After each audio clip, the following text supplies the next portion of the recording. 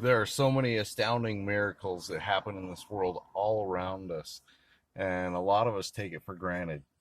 Just simply pointing out the fact that we're here on this giant ball that we assume is spinning around in this giant universe is a testament to a miracle in and of itself. But everything you look at is absolutely miraculous. Um, when people talk about being born again of spirit, um, I the thing that comes to my mind is uh, taking away what has become mundane and taken for granted in every aspect of life. That there are so many things.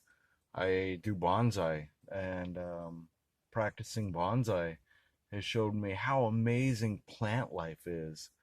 Um, I spent a lot of my time in the wilderness, hiking and exploring nature. I did a lot of that when I was younger and try to do as much of it as I can now. And every aspect of life just ceases to amaze me in so many ways. And I've seen miracles that are everyday miracles, like a blade of grass growing in the front lawn, to healings of the sick, to regrowth of body parts, things that range from um, absolutely mundane in the average person's eyes to absolutely amazing in the average person's eyes. And they're abundant no matter where you're at, no matter what time you're in, whether you're waking up in bed, dreaming, wherever you were at. Miracles abound all the time. I think about it, and I was blessed growing up on the edge of the Jordan River, and you, you put it into context, and it's really funny, um, depending on where you're coming from on the issue. But just the fact that I spent my time playing on the bridge at the Jordan River, and that bridge at one time was dilapidated and had holes in the middle, and we'd jump off the sides. And now I go back and see it, and it's completely restored.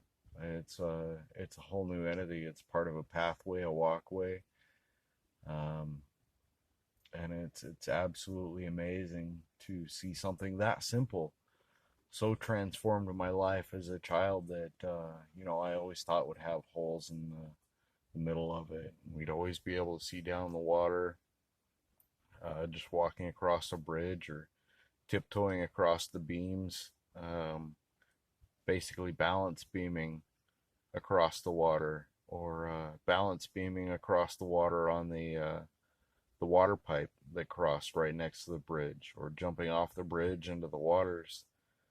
And I was really blessed with an amazing childhood with all the different aspects that came with it. Some good, some not so good. And I just like to remind people that every part of life is absolutely amazing. And it's oftentimes hard to see where the hard times came from, but once you really look at them, you can get a good grasp of how to take hold and grasp of your own life and make changes where you need to make changes in yourself and in what's going on around you.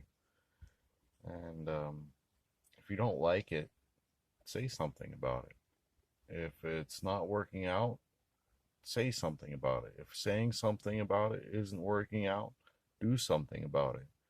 Be proactive in your life. Changes are easy to make. Don't hold back. If you hold back, you might risk regretting. And it's a lot easier to regret the things you did than the things you didn't do, if you feel like they are things that you should do, for the benefit of yourself and other people as well. I've once heard that termed as a win-win-win situation. Being able to identify win-win-win situations is a great asset to any individual. And if you can facilitate win-win-win opportunities, then that's what'll be presented with you. And I can testify to that. Hands down, if you can make things work for everybody involved in some way, shape, or form, it'll benefit you as well. And not only benefit you, but benefit everybody exponentially. And sometimes we have to take a step back and reassess our actions and make sure that they were correct. And if they weren't, correct them in different ways, or when we can't correct them, move on and make sure that the next time we are faced with similar decisions, we make good choices. And it's a continual growing process in life.